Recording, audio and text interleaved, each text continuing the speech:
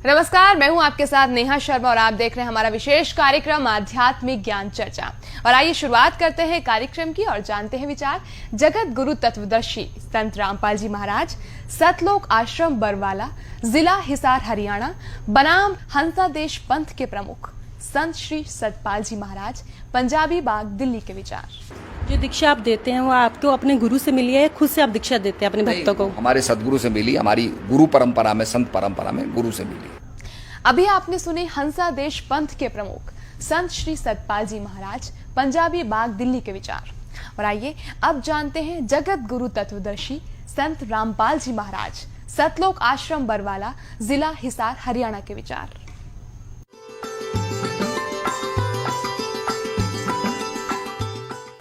सतगुरुदेव की जय। बंदी छोड़ कबीर परमेश्वर जी की जय। बंदी छोड़ गरीबदास जी महाराज जी की जय। स्वामी राम देवानंद जी गुरु महाराज जी की जय हो। गरीब नमो नमो सतपुरुष को नमस्कार, गुरु की नहीं सुर नर मुनि जन साधुओं संतों सर्वस्दी नहीं। सतगुरु साहेब संत सब दंडोतम प्रणाम, आगे पीछे मध्य हुए तिनको जा कुर्बान। श्री सतपाल जी महाराज तथा श्री प्रेम रावत जी, जिसको बालेश्वर जी कहते हैं, ये दोनों महाराज श्री हंस जी महाराज के पुत्र और उनके शिष्य हैं।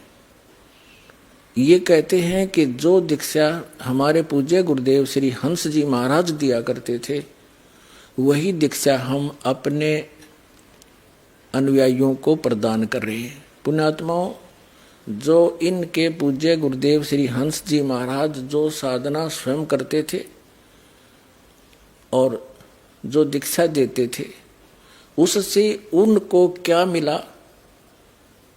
40 वर्ष की साधना के उपरांत वो प्रेत बाधा से पीड़ित, देखिएगा प्रमाण, जो अब सतपाल जी महाराज और श्री प्रेम रावत जी जो इनके छोटे भाई हैं, जो वही साधना ये दे रहे हैं, तो इनके अनुयायियों की क्या दशा होगी।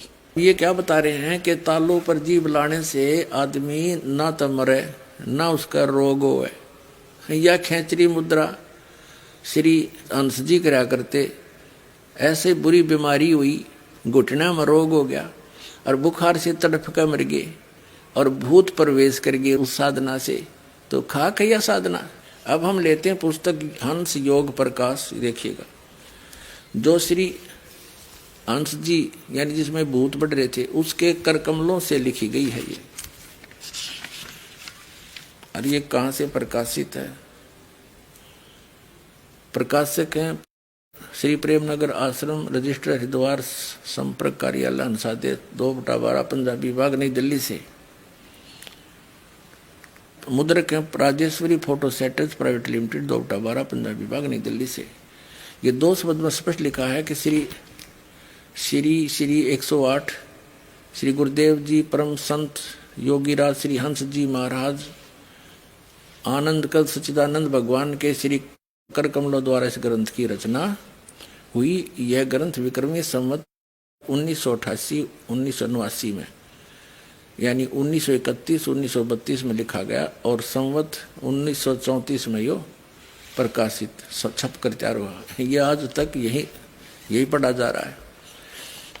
अब ये है प्रश्न नंबर, इसके 290 ये है हंस योग प्रकाश, और ये 291 पर हम इसको पढ़ रहे हैं।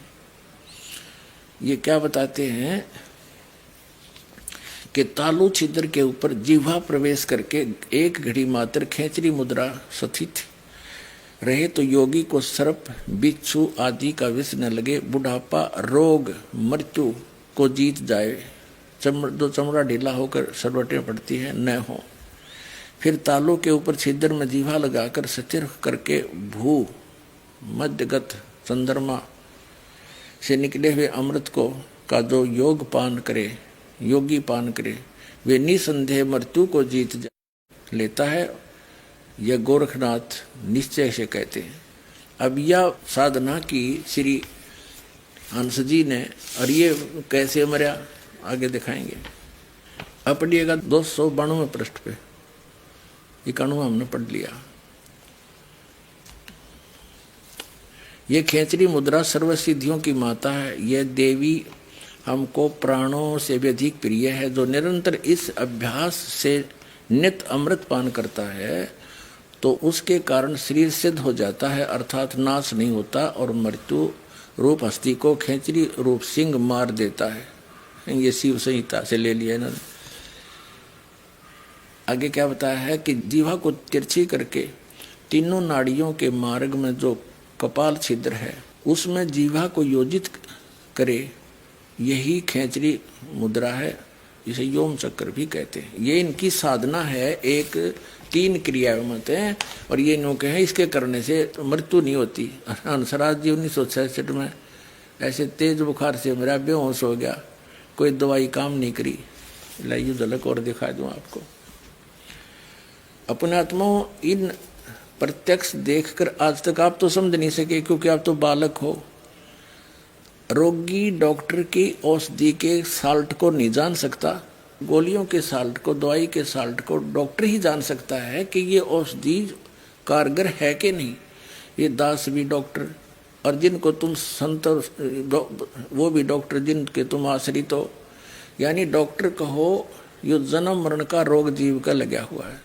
जब तक इसका नाश नहीं होगा इतनी परम शांति नहीं हो सकती, जिसके विषय में गीता जी अध्याय नंबर 18 के श्लोक नंबर 62 में और गीता अध्याय नंबर 15 के श्लोक नंबर 4 में कहा है कि तत्वदर्शी संत की प्राप्ति के पश्चात परमेश्वर के उस परम पद की खोज करनी चाहिए जहाँ जाने के बाद साधक फिर लौटकर कभी संसार में नहीं आते। 18वें अध्याय के 62वें श्लोक में कहा कि अर्जुन तू सर्वभाव से उस परमेश्वर की शरण में जा, उसकी कृपा से ही तो परम शांति को सनातन परम धाम को प्राप्त होगा। तो ये जन्म मृत्यु का रोग कटेगा तभी तो परम शांति होगी। तो ये दास भी अध्यापक और जिनको तुम अध्यापक मान रहे हो वो भी अध्यापक, ये शास्त्र विरुद्ध ज्ञान दे रहे। ये शिव संहिता यानी किसी व्यक्ति विशेष ने, शिव जी का पुजारी ने अपना अनुभव लिख दिया या फिर किसी उपनिषद से, तो इनसे जो उस अनुभव को ये आधार मानकर चल रहे हैं, अरे उसको करने से इनका क्या हाल हुआ ले दिखाते। अमृत का कलश पुस्तक फेर लेते हैं।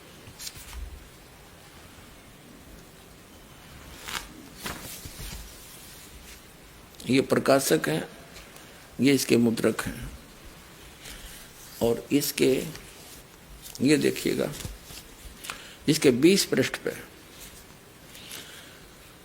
ये राजस्थान में सत्संग समाप्त हुआ। श्री महाराज जी सत्संग में नहीं पधार सके, तबीयत बहुत खराब हो गई। तभी सभी को सोता हुआ छोड़कर 18 जुलाई को श्री महाराज जी वापस दिल्ली आ गए। यद्यपि प्रार्थना की गई कि आपको देहरादून ले जाया जाए, वह आपका इलाज और सेवा शुश्रूषा ठीक ढंग से हो सकेगी, लेकिन इनकी देहरादून में इनका अपना निजी मकान भी था, दिल्ली में भी इनकी कोठी थी।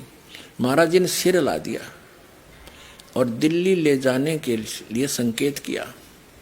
शक्ति नगर कोठी में जिस कमरे में गुरुदेव पहले ठहरा करते थे उसमें न ठहर कर बाहर वाले कमरे में ठहरे, जहाँ पर साधारणतः श्री महाराज जी के ज्येष्ठ पुत्र ये बाल भगवान, श्री सतपाल जी को बाल भगवान बोलते हैं, श्री बाल भगवान जी दिल्ली पधारते थे तो ठहरते थे।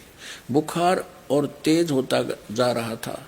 महाराज जी से कहा गया, महाराज जी श्री माता जी को बुला लें, कोई डॉक्टर लाएं या आपको देहरादून ले चलें। सेवकों ने प्रार्थना की। नहीं, महाराज जी बोले नहीं, किसी को ना बुलाओ, जाओ बाहर जाकर बैठ जाओ, मेरे पास कोई ना आए। इतना दुखी हो गया, किसी का बोल भी नहीं सुहा था, इसने इतना तंग हो रहा था। देखिए कोई ना आए, सभी चले गए। फिर भी सलाह करके डॉक्टर को बुलाया गया और डॉक्टर ने जांच करने के पश्चात दवा भी दी, लेकिन दवा का कोई असर नहीं हुआ। बुखार और तेज होता गया। सिर पर बर्फ की पट्टी लगा कर रखेगी, लेकिन तापमान नीचे आने का नाम नहीं ले रहा था। ऐसा लगता था कि बाह्य उपचारों से कुछ होने वाला नहीं है क्योंकि श्री महाराज जी योग मुद्रा में पहुंच गए थे। ये है इनकी अटकल मूर्ख बनाने की बुरा हाल हो रहा कर रहा है, अन्य को योग मुद्रा में पहुंच गए, वो बेहोश हो गया बुखार के दबाव से और मृत्यु होगी। सारी रात तड़प का अगले दिन 19 जुलाई को इसकी मृत्यु होगी। ये देखो, ये वही 20 पृष्ठ पे हम पढ़ते हुए आ रहे हैं। सावन मास की सोमवती अमावस्या की अमृत बेला ब्रह्म मुहूर्त 19 जुलाई 1966 की प्रातः 3 बजे जगत से ये महान पुरुष हंस प्रभु संसार से महाप्राण कर गए। अब देखो, इससे क्या क्या सिद्ध हो गया कि जो साधना ये करते थे उसने कोई इनका प्रोटेक्शन नहीं किया। ये कर ही नहीं सकती। शास्त्र विधि त्याग कर्म आचरण जो करते हैं, गीता जी अध्याय नंबर 16 के श्लोक नंबर 23 और 24 में स्पष्ट किया कि वो बालकों का लेख है। उसके सारा विरुद्ध इन साधना और सारा विरुद्ध ज्ञान जनता में बांटा और आप भी ग्रहण किया, तो क्या हाल हुआ?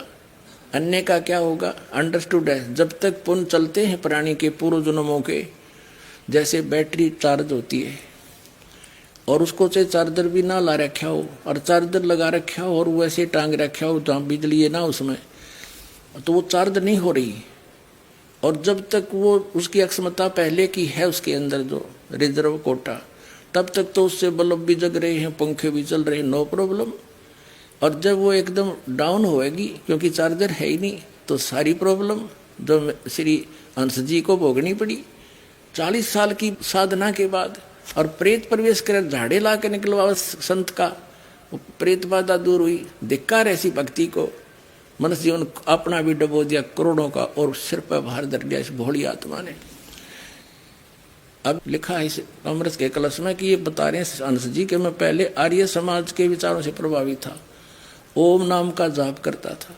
फिर ये स्वरूपानंद नंगली वाला एक ऐसा अज्ञानी संत मिला, वह थोड़ी बहुत तो शास्त्र अनुकूल साधना का ओम नाम का जो लाभ मिलना था वो भी छुटवा दिया इस पुण्यात्मा का, और ये डले डुबा दिए।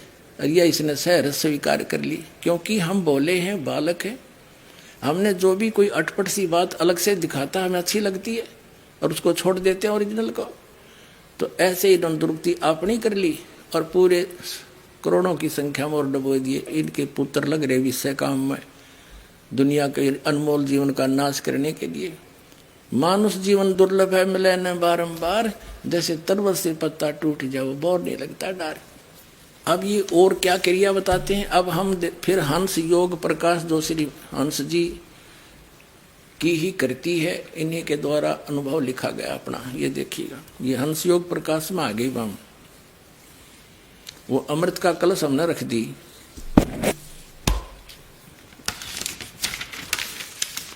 ये हंस योग प्रकाश है, यहाँ से प्रकाशित है और ये इसके प्रकाशक हैं। ये मुद्रक है इनका। और इसमें स्पष्ट है कि महाराज जी ने अपने हाथ से लिखा है। अब हमने 292 पर पढ़ लिया था जिसमें इन्होंने खेचरी मुद्रा का वर्णन बताया है, यह खेचरी मुद्रा के विषय में। अब अनहद नाद विधि या 293 पे है। जब आधी रात बीत जाए तब योगी पुरुष एकांत जगह में, जहां जीव जंतु किसी को बोल न सुने पड़े, वहां बैठकर दोनों हाथों से कान बंद करके पूरक और कुंभक करे, श्वास को रोककर ध्यान से सुने। ये इनकी अनहद साधना है। जो भीतर का नाद है उसको दाहिने कान से सुने और पहले झिंगर कैसा नाद मालूम होगा, फिर वंशी का सा शब्द होगा, फिर उसके बाद बादल की गर्दन होगी, फिर झंझा की आवाज हो आवेगी, फिर भौरा का शब्द होगा, आगे घंटा और कांसे के पात्र की आवाज आएगी, फिर तुरई का शब्द तथा भेरी मृदंग और नगाड़े की आवाज आएगी। ये कोई अन्य किसी संत का अनुभव जो संस्कृत में लिखा है, ये अनुवाद करके इन्होंने अपने प्रमाण में लिया है कि ये साधना ये ऋषि भी करते थे।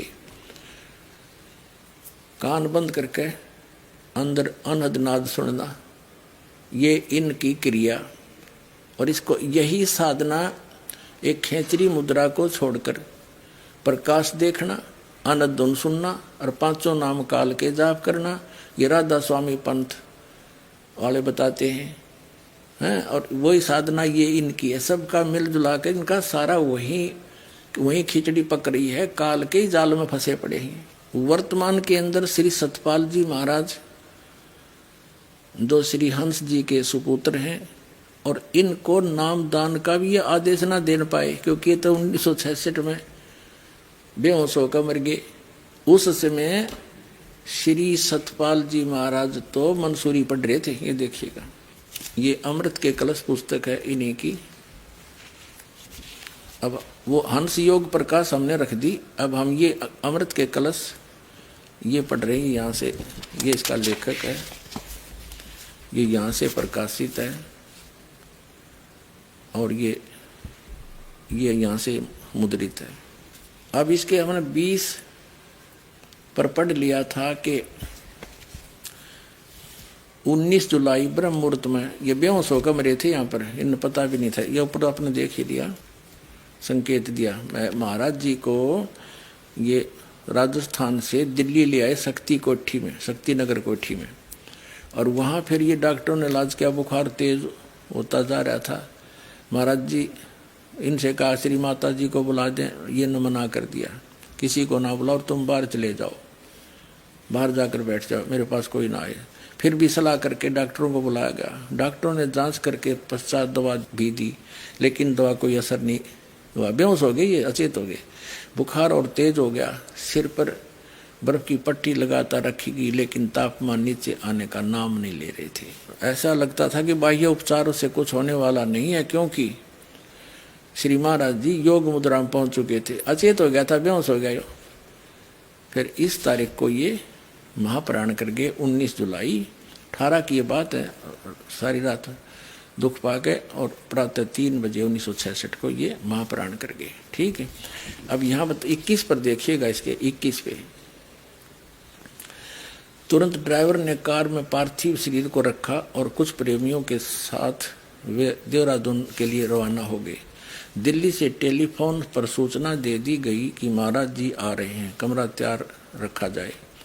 जैसे ही देहरादून कोठी में कार पहुंची और लोगों ने महाराज जी के पार्थिव शरीर को देखा तो सभी फूट फूट रोने लगे। श्री माता जी शोक व्याकुल हो अचेत हो गई। श्री महाराज जी के ज्येष्ठ पुत्र श्री बाल भगवान यानी सतपाल जी महाराज जी को मंसूरी से बुला गया।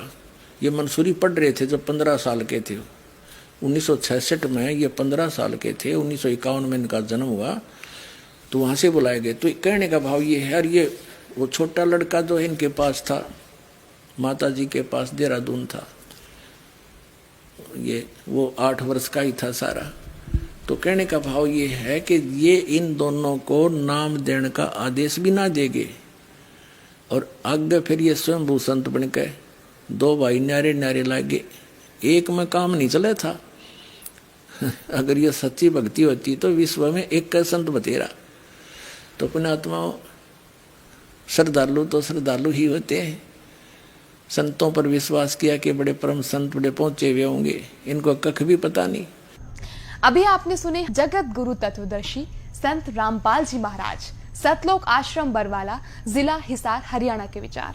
और आइए अब जानते हैं हंसा देश पंथ के प्रमुख संत श्री सतपाल जी महाराज, पंजाबी बाग, दिल्ली के विचार। महाराज जी, परमात्मा साकार है या निराकार वेदों के अनुसार? ऐसा है कि ये बहुत बड़ा एक विवेचना इसकी है, बहुत लंबा इसका है।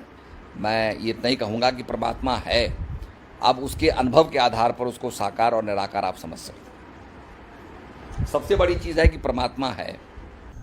अभी आपने सुने हंसा देश पंथ के प्रमुख संत श्री सतपाल जी महाराज, पंजाबी बाग, दिल्ली के विचार। और आइए अब जानते हैं जगत गुरु तत्वदर्शी संत रामपाल जी महाराज, सतलोक आश्रम बरवाला, जिला हिसार, हरियाणा के विचार।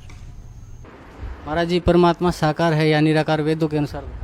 परमात्मा साकार है, मनुष्य सदृश्य है, वेदों में प्रमाण है, वो सतलोक में रहता है। ये क्या बताते हैं, भगवान केवल ज्योति स्वरूप है, उसका ज्योति स्वरूप ही देखा जाता है, ज्योति ही दिखाई देती है, यही उसका असली रूप है।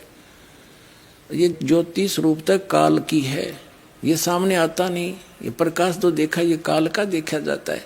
ये देखिएगा, एक पुस्तक है अध्यात्म शंका समाधान। किसके द्वारा इसका शंका समाधान किया गया है? अध्यात्म शंका समाधान, संत सतपाल जी महाराज।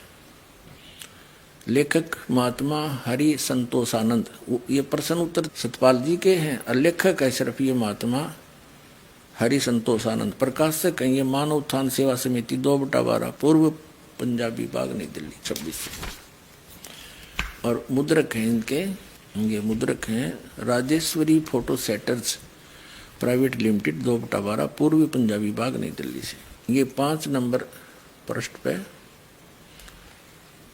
श्री सतपाल जी से प्रश्न किया गया कि सभी धर्मों के लोग कहते हैं भगवान एक है, परमात्मा एक है, लेकिन इस एक भगवान या परमात्मा का स्वरूप क्या है? क्या हम भी उसका दर्शन कर सकते हैं? उत्तर श्री सतपाल जी दे रहे हैं, भगवान एक है, वह सहज प्रकाश स्वरूप है। रामचरितमानस में भी कहा कि सहज प्रकाश रूप भगवाना, नहीं पुनि विज्ञान बिहाना। प्रश्न नंबर 9 पर शंका समाधान के प्रश्न किया, किसी ने मानव उत्थान सेवा समिति के मंत्र से भगवान के सच्चे स्वरूप की चर्चा की जाती है। यह बहुत अच्छी बात है, परंतु हम यह कैसे माने कि आपकी संस्था, सतपाल जी से प्रश्न किया, द्वारा बताया गया ज्ञान सच्चा है और बाकी अन्य सभी का ज्ञान झूठा है? उत्तर, हमारे ऋषि महर्षियों, तत्वज्ञानी महापुरुषों एवं मनीषियों ने परमात्मा के सच्चे रूप को जानकर ध्यान किया था। ध्यान की अनुभूतियों को उन्होंने ग्रंथों में वर्णन किया है। ज्ञान वह सच्चा है जो तीनों अवस्थाओं में एक सा रहे। जैसे धर्म ग्रंथों में परमात्मा के स्वरूप का वर्णन है, वैसा ही गुरु भी ज्ञान देते हैं तथा ठीक वैसा ही ध्यान अवस्था में अनुभूति होती है। भगवान श्री कृष्ण ने गीता में बताया है कि परमात्मा का सच्चा स्वरूप दिव्य ज्योति परम प्रकाश है। रामायण में भगवान को प्रकाश रूप ही बताया गया। वेद और उपनिषदों में 10 पृष्ठ पाया गया, परमात्मा को दिव्य ज्योति स्वरूप ही कहा गया है। संत कबीर, गुरु नानक, महात्मा बुद्ध, ईसा, मोहम्मद, मूसा ने भी प्रकाश स्वरूप परमात्मा का ही ध्यान किया। सभी संतों व ग्रंथों ने एक स्वर में कहा है कि उस प्रकाश स्वरूप परमात्मा का ज्ञान समय के सच्चे सतगुरु ही करा सकते हैं। अपने आत्माओं, अब ये श्री सतपाल जी के सट्टे मारे हैं, न्यों वेदों में भी परमात्मा ज्योत स्वरूपी लिखा है। कबीर साहब भी ज्योत स्वरूपी बताते थे, नानक जी भी प्रकाश ही बताते थे। इन्हें खाक पड़ा फिर वेदों को है? अब दिखाता हूं आपको वेदों में क्या प्रमाण है। इन वेदों के विद्वान माने जाने वाले जितने भी ऋषि महर्षि हुए हैं, आचार्य शंकराचार्य हुए हैं, या ये जितने कबीरपंथी नकली, ये सभी नौके परमात्मा निराकार और वेदों को सतमानीय, वेदों को आधार मान के ज्ञान देते और भगवान को निराकार बताते। एक महर्षि दयानंद आर्य समाज प्रवर्तक ने वर्तमान में इन वेदों का ठेका ले रखा था कि जो ज्ञान महर्षि दयानंद को है विश्व में किसी को नहीं, ये वेदों के सही ज्ञाता है। और महर्षि दयानंद वेदों का कख भी पता नहीं था, वो निराकार बताओ भगवान को। और वेद क्या कह रहे हैं, इन्हीं के अनुयायियों के। और महर्षि दयानंद का क्या अनुवाद है बताओ। इन अंग्रेजों की यह समझ में ना आई, तुम कह क्या रहे और वेद क्या बता रहे हैं। अगर ये दास अनुवाद करता तो ये आगे नहीं आने देते। नो कहे रामपाल के जाना संस्कृत ने उठ पटांग कर रखी है। और इन अंग्रेजों द्वारा, इन इंजीनियरों द्वारा करा रखा अनुवाद परमात्मा ने इनके कर कमलों से। और इन सब से लिखवा रखा सच्चाई, इन्हें खुद पता नहीं इसमें क्या लिखा है। इसके लिए परमात्मा कहते हैं कि मोती मुक्ता दर्शत नाही, ये जगह सब अंदरे और दिखत के तैन तस्मिन का फिरा मोतिया बंदरे। अब देखिएगा ऋग्वेद मंडल नंबर 9, इसके अंदर दिखाते हैं आपको। और ये किसका अनुवाद है? महर्षि दयानंद इन आर्य समाजियों का, महर्षि दयानंद के अनुवाद अनुयायियों का। प्रकाशक है सर्वदेशी कार्य प्रतिनिधि सभा, महर्षि दयानंद भवन, रामलीला मैदान, नई दिल्ली से छपा है। अनुवाद करता मुद्रक है Prince offset printers 1510 Pataudi house Daryaganj नई दिल्ली से। अब इसको आपका दिखाते हैं। ऋग्वेद मंडल नंबर 9 सूक्त नंबर 86 का, ऋग्वेद मंडल नंबर 9 सूक्त 86 का मंत्र 26। इसमें वही प्रमाण जो का त्यों, वही प्रमाण जो कबीर सागर में धर्मदास जी ने बताया आंखों देख के, वो ज्यों का त्यों प्रमाण आपको इन पवित्र वेदों में मिलेगा। देखिएगा, ऋग्वेद मंडल नंबर 9 सूक्त 86 का मंत्र 26 है। यहाँ है ये कबीर शब्द, हम इसको कबीर बोल रहे हैं, वह को हम वह बोलते हैं अपने देसी लैंग्वेज में, देसी भाषा में।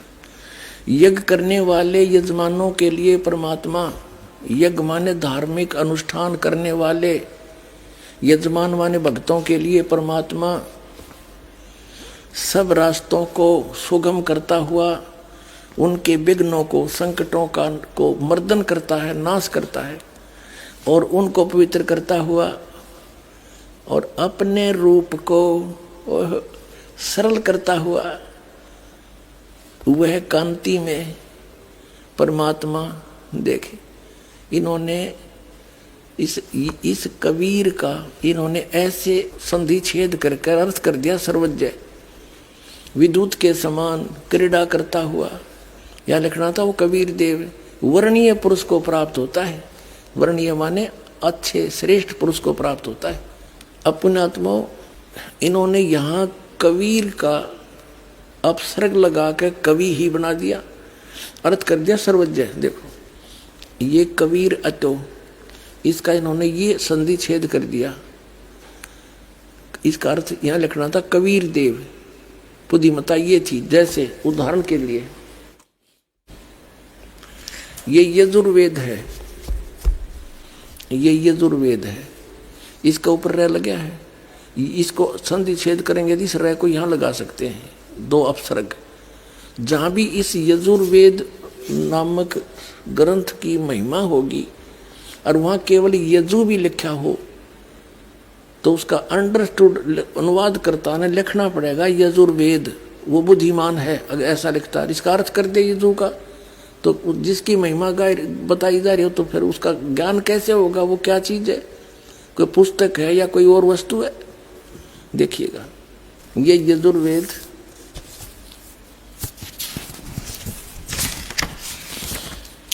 ये प्रकाशक हैं सर्वदेशी कार्य प्रतिनिधि सभा 2/5 महर्षि दयानंद भवन, रामलीला मैदान, नई दिल्ली से। इसके अनुवाद करता महर्षि दयानंद सरस्वती, आर्य समाज प्रवर्तक। मुद्रक Prince offset printers 1510 Pataudi house Daryaganj नई दिल्ली से। इसके 36वें अध्याय में एक यजु शब्द है, यजुर्वेद की महिमा है। यो है 63वां अध्याय, 36वां अध्याय। इसका प्रथम ही मंत्र है। इसमें लिखा रेचम वाचम परपदे मनो यजु, यजुहु परपदे। यहाँ देखो इसका अनुवाद यहाँ किया महर्षि दयानंद ने। यहाँ लिखा कि ये यजु का अर्थ इसने यजुर्वेद करना पड़ा, ओनली यजु लिखा मूल पाठ में, तो बिल्कुल ठीक किया। और यहाँ अगर कर देता इसका अर्थ तो कैसे पता लगता है महिमा यजुर्वेद की है किसी और की। तो ऐसे ही समझो पुण्यात्माओं, जहाँ पर परमात्मा की महिमा चल रही है, उसकी महिमा गाई जा रही है, और वहाँ ये कवि शब्द है तो कबीर देव लिखना पड़ेगा। और जहाँ पर कोई कविता के बारे में है तो वो अंडरस्टूड है काव्यकार, उसका अलग अर्थ किया जा सकता। सर्वज्ञ तो हो ही नहीं सकता, कवि कोई सर्वज्ञ हुआ आज तक, इन मारा के सट्टे। अब आपको दिखाते हैं हम फिर ये ऋग्वेद पर आगे यजुर्वेद रख दिया। अब हम यहाँ आगे ऋग्वेद मंडल नंबर 9 सूक्त 86 का ये मंत्र 26 है। हम फिर पढ़ने इसका। कहते हैं यज्ञ करने वाले यजमानों, यानी साधना करने वाले साधकों, भक्ति करने वाले भक्तों के लिए परमात्मा सब रास्तों को सुगम करता हुआ उनके विघ्नों को, संकटों को मर्दन करता है और उनको पवित्र करता हुआ और अपने रूप को सरल करता हुआ वह कांतिमान यानी तेजोमय शरीर युक्त परमात्मा कबीर देव, यहाँ लिखना चाहिए हमने कबीर देव, बस हम कबीर साहब बोल रहे हैं, ये कबीर देव लिख दें, ये व्याकरण के ज्ञाता कबीर देव लिख देते, हम उसको कबीर देव बोला। हाँ, कबीर देव माने परमेश्वर, कबीर साहब कह दें, भाषा भिन्न है, बाकी उसी महिमा की, उसी परमात्मा की महिमा चारों वेद बता रहे हैं। कबीर साहब ने कहा था, धर्मदास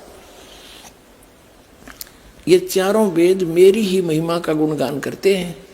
वेद मेरा भेद है, मैं ना मिलूं वेदन के माही, और जौन वेद से मैं मिलूं ये वेद जानते नहीं। ये चारों वेद मेरी ही महिमा बता रहे हैं, लेकिन इन वेदों में वर्णित विधि से मेरी प्राप्ति नहीं, क्योंकि यजुर्वेद अध्याय नंबर 40 के मंत्र नंबर 10 से लेकर 13 तक स्पष्ट कर दिया है कि उस परमात्मा की सही जानकारी तो तत्वदर्शी संत बताओगे, उन तो पूछ ले। वेद ज्ञान दाता भी वही है जो गीता ज्ञान दाता है, और वही कुरान शरीफ ज्ञान दाता है। तो ये कहता है कि उनसे पूछो। तो यहाँ पर जो परमात्मा कहते हैं कि जो वेदों में ज्ञान है वो तो मेरे बारे में है, लेकिन मेरे पाने की विधि को ना, क्योंकि ये वेदों में केवल एक ओम मंत्र है।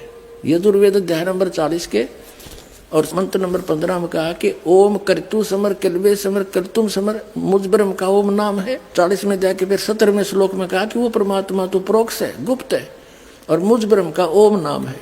तो वेदों से इन ऋषियों ने ज्ञान तत्वानी तत्वदर्शी संत मिला नहीं, ओम नाम को पूर्ण परमात्मा का मान कर रगड़ा लाना शुरू कर दिया। ये तो ओम का काल का जाप है, ब्रह्म का, इससे जन्म मरण छूटे नहीं। तो वो परमात्मा नहीं मिल सकता इन वेदों में वर्णित विधि से। तो कबीर साहब कहते हैं कि वेद मेरा भेद है, मैं ना मिलूं वेदन के माही, और जौन वेद से मैं मिलूं ये वेद जानते नहीं। वो कौन सा वेद है? श्रीमद् भगवद गीता अध्याय नंबर 4 के श्लोक नंबर 32 में कहा कि अर्जुन, जो सच्चिदानंद घन ब्रह्म ने यानी परम अक्षर ब्रह्म ने अपने मुख से स्वयं आकर के ज्ञान बोला है वो तत्व ज्ञान है, और उसको मैं नहीं जानता। चौथे अध्याय के 34वें श्लोक में कहा कि उस तत्व ज्ञान को तू तत्वदर्शी संतों के पास जाकर समझ, उनको दंडोत प्रणाम करने से, कपट छोड़कर उसकी सेवा करने से तत्वदर्शी संत तुझे उस परमात्मा का उपदेश करेंगे, परम तत्व का। तो इसलिए कहा है कि तो यहाँ इनको वो मिला नहीं, तो इसलिए कहते हैं गुरु बिन काहुन पाया ज्ञाना, जो थो था भूसड़े मूड किसाना। गुरु बिन वेद पढ़े जो प्राणी, समझ अनुसार रहे अज्ञानी। ये सारे अज्ञानी थे, अभी तक वेद भी पढ़े थे।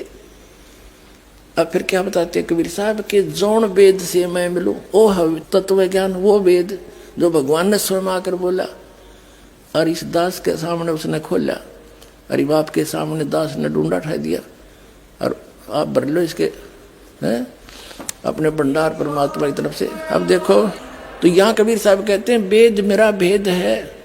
तो ये प्रकट हो रहा है कि कबीर है वो परमात्मा जो अपने रूप को सरल करके हल्का तेज पुंज का बना के, जैसे आप जी ने कबीर सागर में देखा, धर्मदास जी ने जब नीचे से कबीर साहब आए हुए थे जिंदा महात्मा के रूप में, एक सिंपल मैन जैसा बॉडी, और जब ऊपर सतलोक में जाकर देखा वही परमात्मा सिंहासन पर बैठे हैं, सिर पे मुकुट है, ऊपर छतर है, और उसके एक रोमकूप में करोड़ सूर्य मिला दे, करोड़ चंद्रमा मिला दे, ऐसा उनके शरीर की शोभा, इससे भी ज्यादा रोशनी है। तब धर्मदास ने परमात्मा पर विश्वास हुआ कि वही है जो नीचे से ऊपर गया था। तब धर्मदास जी ने पूछा, हे परमात्मा, आपने अपना वो रूप वो शोभा यहाँ क्यों नहीं शोभा युक्त आए? तो परमात्मा ने कहा, जब मैं एज इट इज उसी शोभा उसी तेज पुंज से यहाँ आ जाऊं तो इस निरंजन यहाँ के ब्रह्म भगवान का कलेजा हिल जा, और उस इतने नूर न तुम देख नहीं सकते चरम दृष्टि, वो तो ऊपर की दृष्टि उस आत्मा वाली न्यारी है, उनसे देखा जाता है। इसलिए मैं अपने उस हल्के उस शरीर को सरल करके आया हूँ।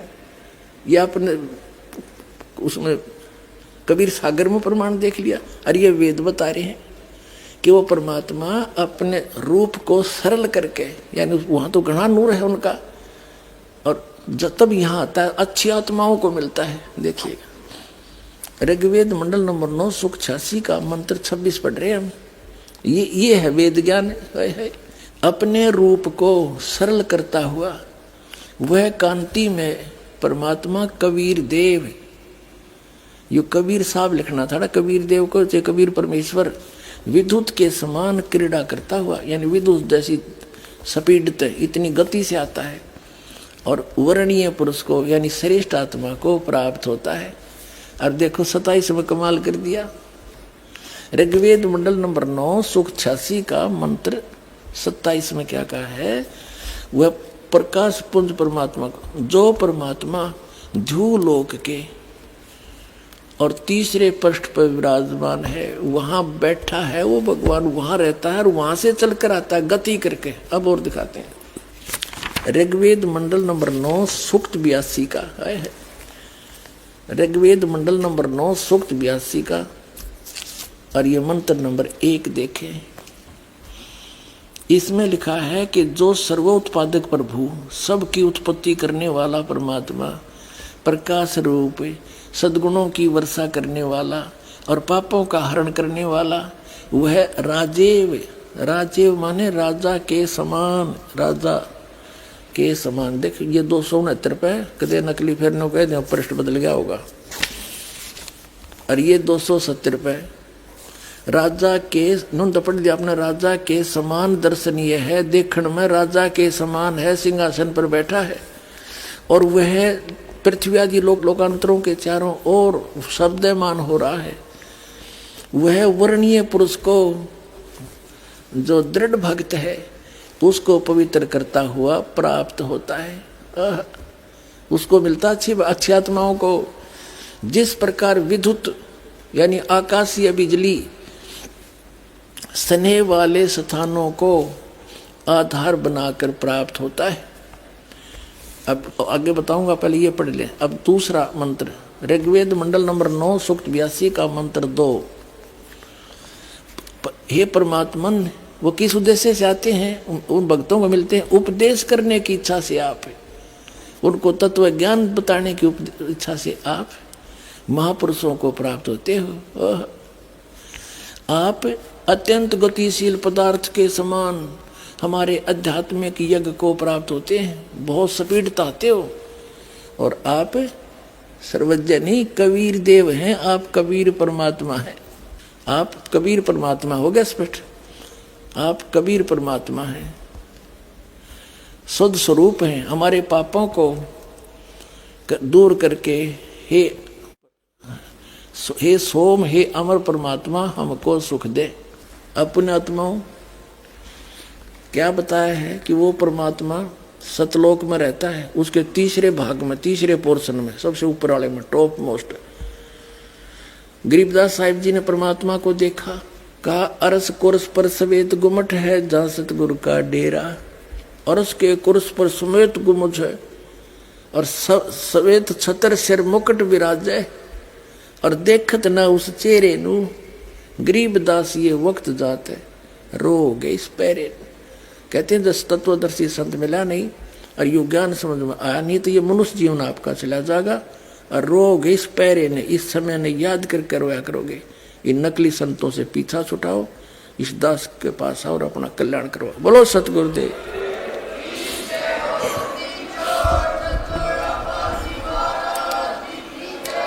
तो पुण्यात्माओं, इन सभी सदग्रंथों ने और आंखों देखा महापुरुषों ने रल मिलकर सिद्ध कर दिया, कबीर इज गॉड, नर आकार है, सतलोक में रहता है, वहां से चल कर आता है। तो ये लीला कबीर भगवान ने की है, वो परमात्मा है, वो हम सबका पिता है, हमारे लिए भटक रहा है, उसको पहचानो और कल्याण करवाओ। बोलो सतगुरुदेव।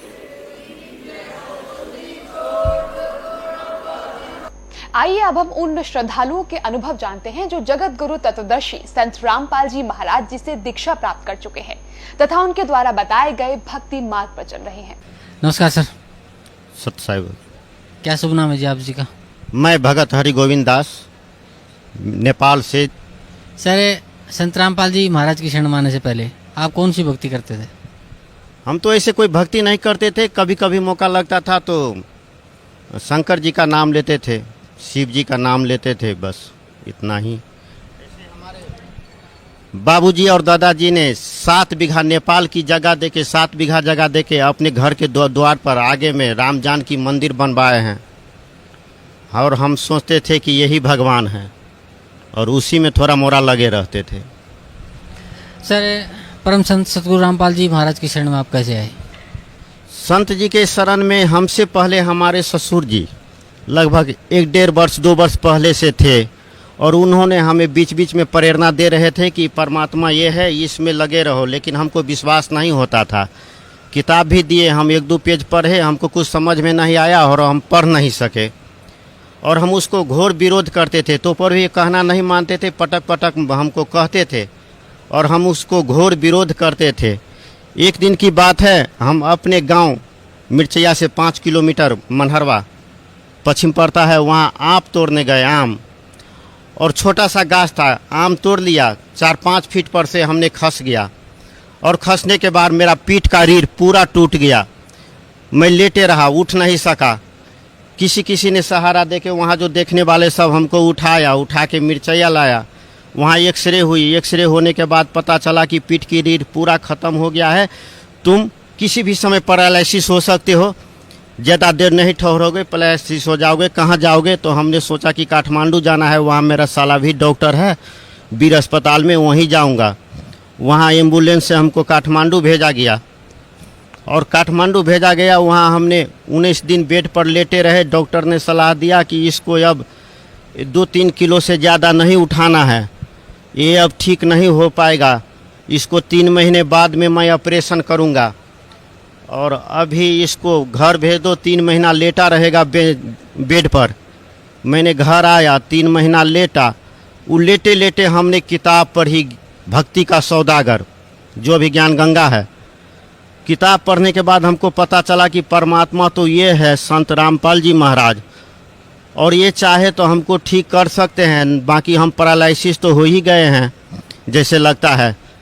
तो हमने अपने ससुर जी से फ़ोन करके परमात्मा के बारे में क्षमा मांगे कि मैं बहुत दुखी हो रहा हूँ, मेरा दिशा पेशाब लोग सफा कर रहा है, श्रीमती भगतमती, मैं परमात्मा से माफ़ी मांग रहा हूँ, और कैसे माफ़ी मांगूँ ये तो मैं नहीं जानता, आप मेरा संदेशा पुगा दीजिए।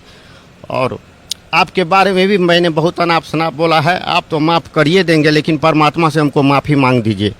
उन्होंने कहा अच्छा ठीक है, मैं जा रहा हूँ, 2-4 दिन के बाद आश्रम ज़रूर मांगूंगा।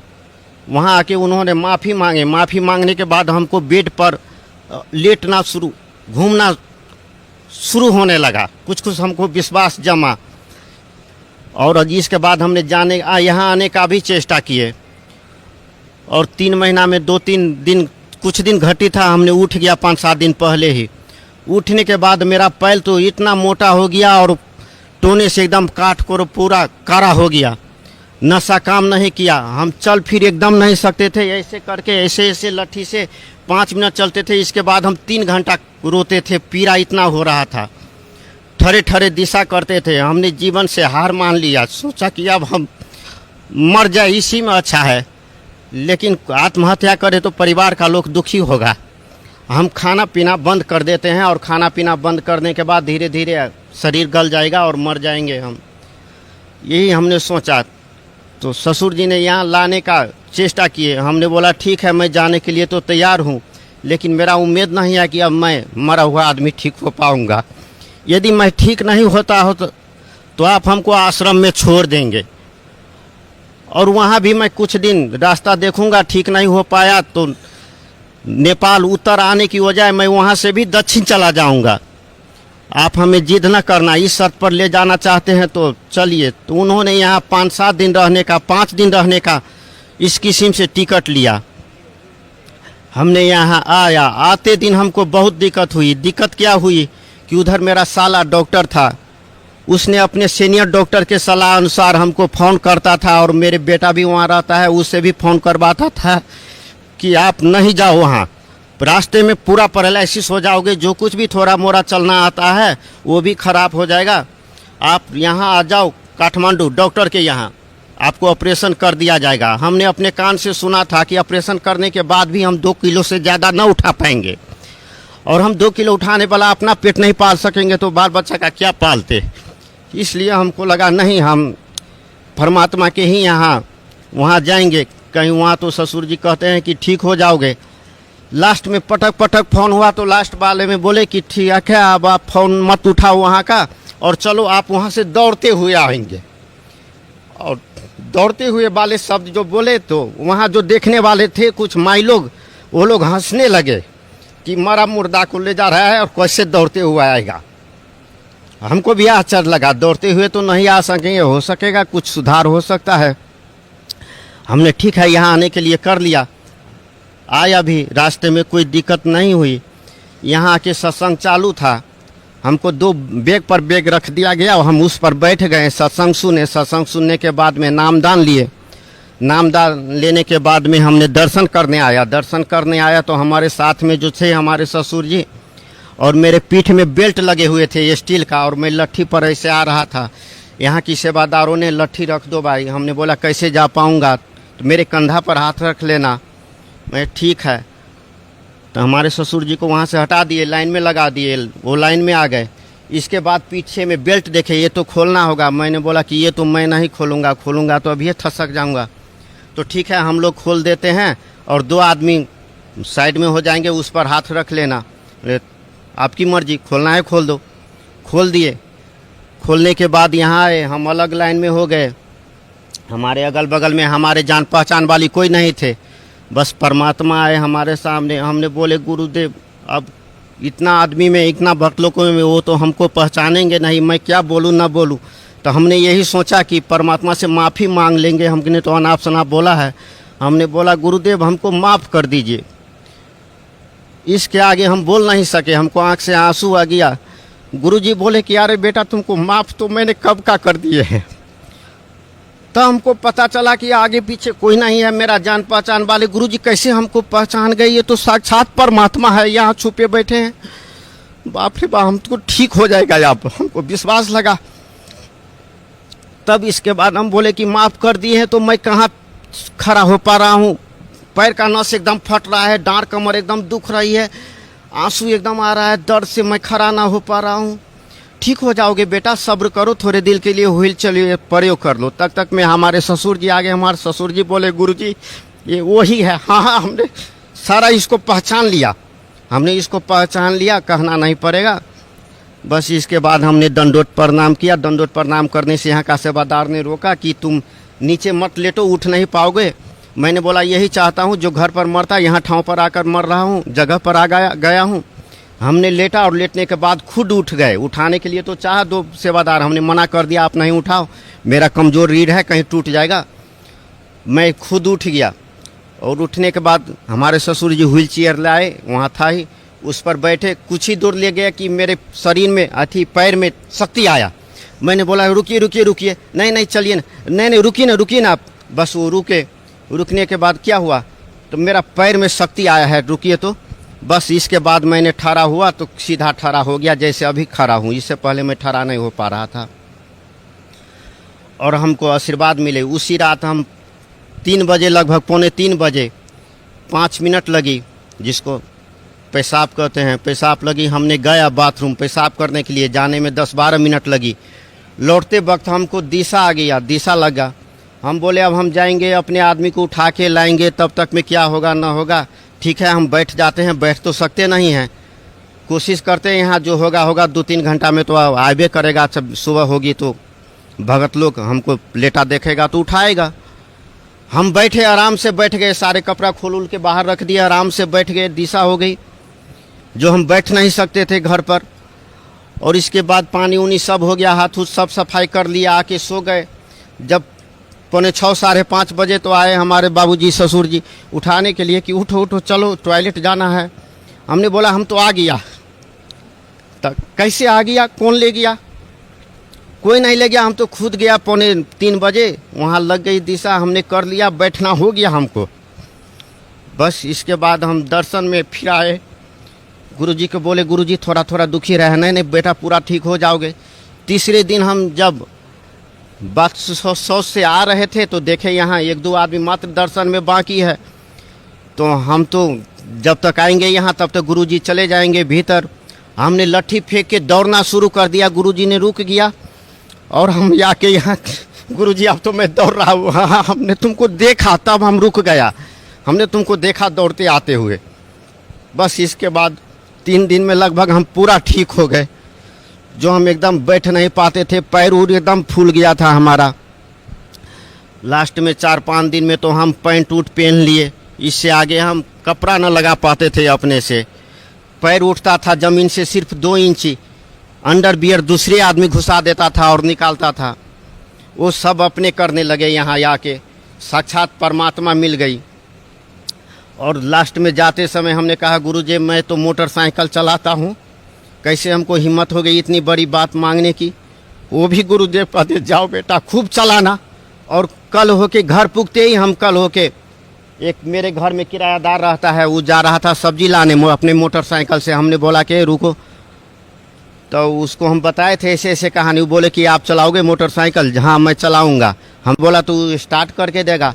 किक वाली थी, उसने स्टार्ट न करके सीधे चाबी हमको दिया। हम चाबी ले लिए और गमछी था कंधे पर, गमछी को बांधे कमर में, स्टार्ट किया, स्टार्ट हो गई गाड़ी। हमने बाज़ार 1.5 किलोमीटर पड़ता है, 1.25 किलोमीटर लगभग, वहाँ जाके सब्जी 7 किलो सब्जी बो के खुद ला लिए परमात्मा की दया से। अब मैं एकदम खुशी हूँ। सर, परम संत सतगुरु रामपाल जी महाराज से नाम उपदेश लेने के बाद आपकी जो लाइलाज बीमारी थी, जहाँ कहीं आपका इलाज नहीं हो रहा था, वो आपकी ठीक हो गई, आपको बहुत सुख मिला जीवन में। तो सर, भक्त समाज को आप क्या संदेश देना चाहते हैं? मैं भक्त समाज को यही संदेश देना चाहता हूँ कि भक्त लोग पुराने बताए हुए साधु गुरु और ब्राह्मण सबके फेरी में पड़े हुए हैं। वो लोग अपने से शास्त्र पढ़े और यहाँ शास्त्र अनुसार आके इस बरबाराय आश्रम में ज्ञान ले और पूर्ण परमात्मा से मिले, जो मोक्ष प्राप्त होगा। अभी यहाँ 84 लाख योनि में मनुष्य भटक रहा है और मारने जीने में भी काल निरंजन का कोई अपना स्वार्थ है। जो स्वार्थ का अध्ययन करे बूझे, मैं यही कहना चाहता हूँ। और यहाँ आने के बाद हमको क्या फ़ायदा हुआ? अभी हमारे 3 लड़का है, तीनों लड़का यहाँ से नाम ले लिया है। एक छोटा लड़का तो हमसे भी पहले लिया था, हमने उसको डांट डबर के नहीं ऐसा नहीं करना है कहकर मना कर दिया था। बाद में फिर हमने बोला कि अरे हम तो नाम लिया, तुम काहे लिया हुआ छोड़ दिया? तो आप ही ने तो हमको डांटने लगे, इसलिए हमने छोड़ दिया था। हमको फिर नाम दिलवा दीजिए बस। वो छोटा भी आके ले लिया है, बड़ा भी चाइना MBBS कर रहा है, वो भी आके यहाँ नामदान ले लिया है। और नामदान लेने के बाद वहाँ से खबर पठाया कि मैं अपने सेक्शन में सेकेंड हो गया हूँ, जो पहले थोड़ा कमज़ोर विद्यार्थी था वो। और महिला बीच वाले वो भी नहीं मान रहा था, वो भी आके यहाँ नामदान ले लिया है। सारे परिवार हम लोग लग गए हैं। भक्तमती तो हमसे 1 बरस पहले से थी, लेकिन हम नहीं मान रहे थे, इसलिए उसकी में भी बाधा अर्चन हो रहा था उसके में। और मैं यही कहना चाहता हूँ भक्त जनों को और पूरे समाज को कि यहाँ सतलोक आश्रम बरवाला जिला हिसार भारत की हरियाणा प्रदेश में आके अपना नामदान ले और अपनी कल्याण करवाए, अपने मोक्ष प्राप्त करे, अपने खुशी जीवन बिताए। धन्यवाद आपका, बहुत बहुत धन्यवाद। बहन जी, क्या नाम है आपका? मेरा नाम अलका है। कहाँ से आए हैं आप? मैं गांव वैदखेड़ी, जिला शामली, UP से आई हूँ। बहन जी, संत रामपाल जी महाराज की शरण में आने से पहले आप कौन सी भक्ति करते थे? संत रामपाल जी महाराज की शरण में आने से पहले मैं सभी देव देवताओं की पूजा करती थी, मंदिर जाती थी, सभी जगह जाती थी मैं, लेकिन मुझे कोई राम नहीं मिल रहा था। मैं बहुत बीमार थी, मेरे मम्मी पापा बहुत ज़्यादा बीमार थे, बहुत दुखी थे, लेकिन ये सब भक्ति करते करते भी कोई लाभ नहीं होता, बजाय लाभ के और नुकसान ही हो रहा था। मेरे पापा को ब्लड कैंसर था, कुछ नहीं राम हुआ, सब डॉक्टर ने जवाब दे दिया था। मेरी मम्मी भी बहुत बीमार थी और मैं भी बहुत बीमार थी, लेकिन हमें कोई लाभ नहीं हुआ। बहन जी, संत रामपाल जी महाराज की शरण में आप कैसे आए? संत रामपाल जी महाराज की शरण में हमारे गांव के एक संजू भगत जी हैं, जिन्होंने रामपाल जी महाराज का नाम उपदेश ले रखा है। उन्होंने हमें बताया कि वहाँ जाने से नाम उपदेश लेने से आपके सब कष्ट दूर हो जाएंगे और आपको मोक्ष मिलेगा ही मिलेगा। क्योंकि मेरे पापा जो हैं वो झाड़ फूक का काम करते थे, एक किस्म के ओझा ही थे वे। मतलब सबको झाड़ते थे, सबको फायदा देते थे, लेकिन इतना सब कुछ करने के बाद भी हमें कोई सुख नहीं मिल रहा था। सबको सुखी करते करते हम इतना दुखी थे कि हम किसी को बता भी नहीं सकते थे। एक दूसरे के लग के ऐसे रोते थे जैसे अपना कोई था ही नहीं। कोई पूछता भी नहीं था कि क्या हो रहा है, क्या खाया भी नहीं, कुछ खाया कि नहीं खाया। मेरी मम्मी को रसोली हुई थी पेट में। डॉक्टर ने कहा था कि सिर्फ 15 दिन का टाइम है, 15 दिन के टाइम के बाद इनका कोई इलाज नहीं हो सकता है, इनकी रसोली फूट सकती है और इनकी कोई गारंटी नहीं। फिर हम यहाँ सतलोक आश्रम बरवाला में आए, गुरुजी से नाम उपदेश लिया। नाम उपदेश लेने के बाद ही 15 दिन के अंदर अंदर जो कहा था डॉक्टर ने, ऐसा कुछ नहीं हुआ। मेरी मम्मी ठीक हो गई। आज हमें नाम उपदेश लेने के 3 साल हो गए हमें। आज मेरी मम्मी बिल्कुल ठीक है, कोई दवाई नहीं खाई। मेरे पापा को ब्लड कैंसर था, मेरे पापा बिल्कुल ठीक हो गए। आज कोई भी परेशानी नहीं है। और मैं एक दिन स्कूल जा रही थी, ऐसे ही नाम जाप करते करते, पहला नाम मिला हुआ था, स्कूल जा रही थी। एक भैंस ने इतनी जोर की टक्कर मारी मुझे कि मुझे पता भी नहीं चला पल भर में क्या हो गया। मैं साइकिल से इतना जोर की गिरी, पुल पे से इतना जोर की गिरी कि शायद उस दिन मैं बच नहीं पाती। लेकिन मुझे ऐसा महसूस हुआ जैसे कि संत रामपाल जी महाराज ने मुझे अपनी गोद में उठा लिया। मुझे खरोंच तक नहीं आई। और मेरी जो मम्मी थी वो भी ठीक हो गई, मेरे पापा भी ठीक हो गए। आज हम परमात्मा की दया से बिल्कुल खुश हैं। बहन जी, भगत समाज को क्या संदेश देना चाहते हैं आप? मैं भक्त समाज को यही संदेश देना चाहूँगी कि सतलोक आश्रम बरवाला में आओ और संत रामपाल जी महाराज से नाम उपदेश लेने के बाद अपना कल्याण करवाओ। क्योंकि सतलोक आश्रम बरवाला में पूर्ण संत कबीर साहिब परमात्मा आए हुए हैं, जो संत रामपाल जी महाराज का चोला पहने हुए है। क्योंकि एक बार मुझे सपन दिखा था, जैसे मैं जा रही थी, नाम जाप करते हुए जा रही थी सतनाम का, तो एक कुतिया मरी हुई पड़ी थी, उसके 2 पिल्ले भी थे। वो बहुत भूख से रो रहे थे। मुझे देखा नहीं गया उन पिल्लों को। मैं उनको उठा करके घर लेकर आई, उनको दूध पिलाया, सब काम किया। वो पिल्ले देखते देखते मेरी आंखों के सामने ही 2 बच्चों का रूप ले लिया। मेरी आंख खुल गई। मैं सोचिए परमात्मा आपने आज मुझे क्या दिखाया। मैं पूरे दिन ऐसे ही बीत गया, मैं रोती रही, मुझे कुछ समझ नहीं आया।